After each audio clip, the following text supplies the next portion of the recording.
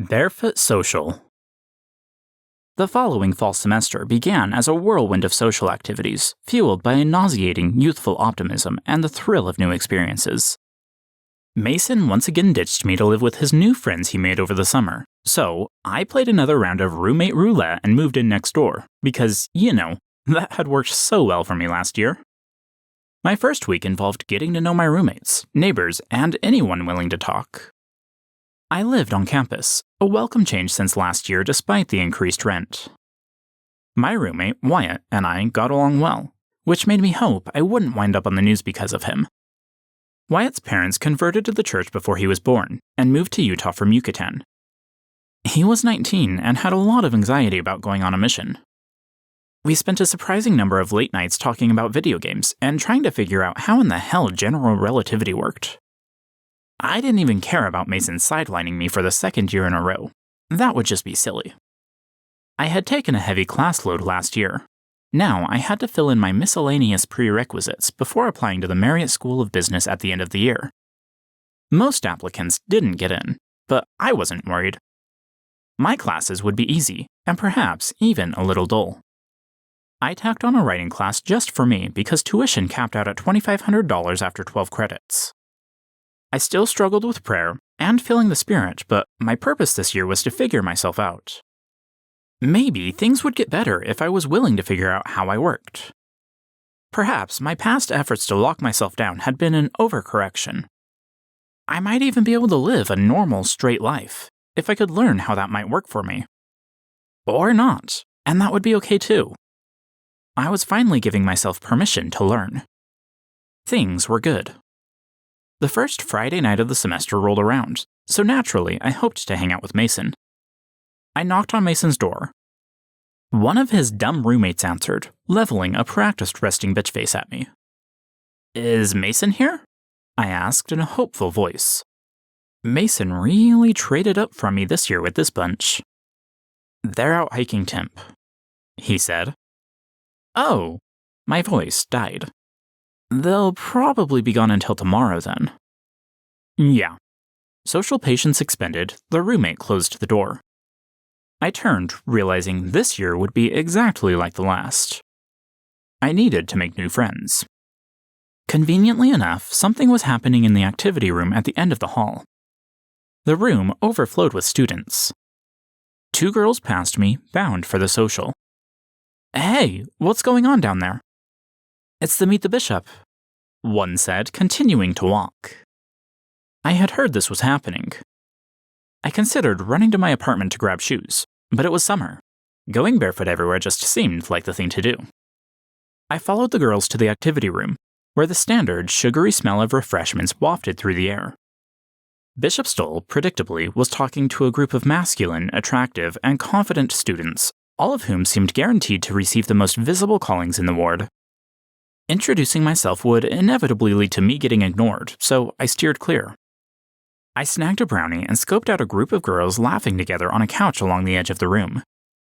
In high school, I gained a reputation with my brothers of being a ladies' man. There could be an ironic life lesson in there somewhere. I trudged up to the girls, napkin-wrapped brownie in hand, and said, "Hey, how are you all doing?" There were 3 female women in total. The blonde-haired girl among them sat confidently, barefoot as well, wearing old gym shorts and an old t-shirt that had seen its share of washing machines. She looked me up and down and said, "Well, I'm glad I'm not the only one to show up to this thing barefoot." I was just thinking the same thing. I probably had a stupid grin on my face. "You look like a Johnny. I'm going to call you Johnny." I shrugged, smiling. That's fine with me. The 2 other girls laughed, realizing the coincidence. "What are all your names?" They introduced themselves. Starting on the right was Emily. Beside her was the barefoot blonde girl named Harper. Then came Claire. We continued talking. 15 minutes later, the same blonde girl, Harper, said, "Wait, are you really just going to let us call you Johnny?" "Yeah," I said, feeling I had already conveyed the irony of that statement. "That's my name." She blushed, and we all became instant friends. Furthering the coincidence, we all ended up as part of the same family home evening group, meaning we all got together weekly to pretend to be a family in preparation for eternal marriage. It sounds worse than it was. Wyatt was the FHE dad, and he never planned activities much fancier than a game or movie night. I didn't talk to Claire that night. A week passed before she and I spoke. It happened on a Saturday. I received a text from an unknown number. We had all hung out the night before, so I knew it must be someone from my FHE group. Anonymous. Do you have any games? Harper wants to do something. Me.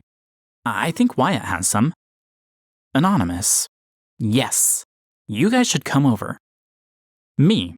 I must not have got your number last night. Who is this? Anonymous. Claire. Me. All right. We'll be there soon.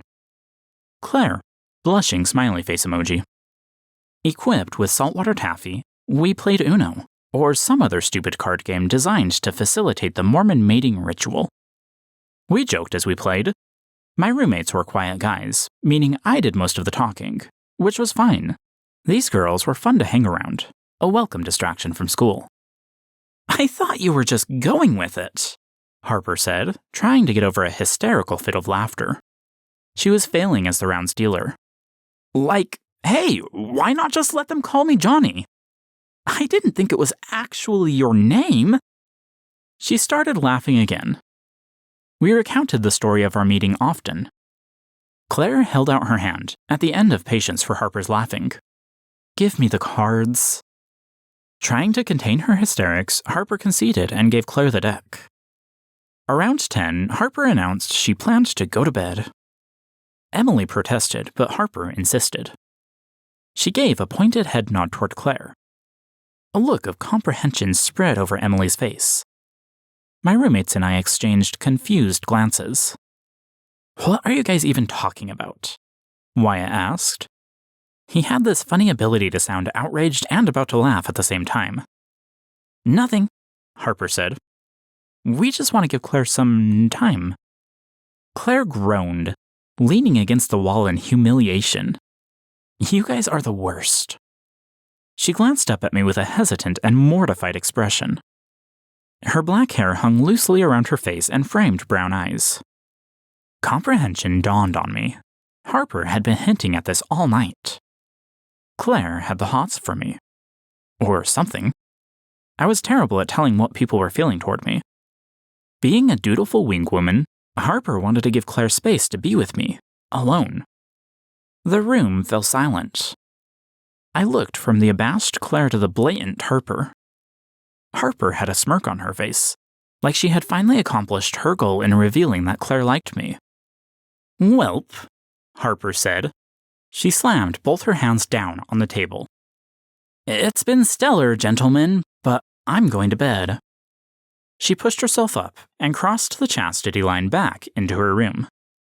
The chastity line is the imaginary line in every BYU apartment that members of the opposite sex are not allowed to cross for fear of fornication occurring.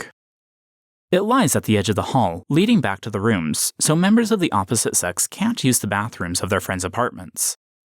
Harper and Emily disappeared into their room, doors slamming. Ear-piercing laughs erupted from them both. At least they found the situation funny. Wyatt, still sitting with me and the others, leaned forward. I guess I better get going too. Will, my other roommate present, nodded. He was a big fellow with glasses and an abundance of faded blue polo shirts. He was into coding and video games, so we got along fine. But he didn't talk much, especially in large groups. Will and Wyatt stood to leave. Everyone had taken the hint. Will failed to conceal his smirk. I guess we'll see you back at the apartment, John. They left through the front door, leaving Claire and me alone at the table. I looked around in bemusement at the change in direction the night had taken. Claire glanced at me, her eyes averted, looking down at her hands. Try to ignore Harper, she said. Don't worry about it. I stumbled over my response. People didn't like me. Sure, I sometimes caught a wandering female eye. For a solid second. Once they learned who I was, they moved on. That's how it had always been. Claire would be no different. I would give no stock to this crush of hers. We talked for a few minutes. Enough time to mend any potentially awkward feelings from the night.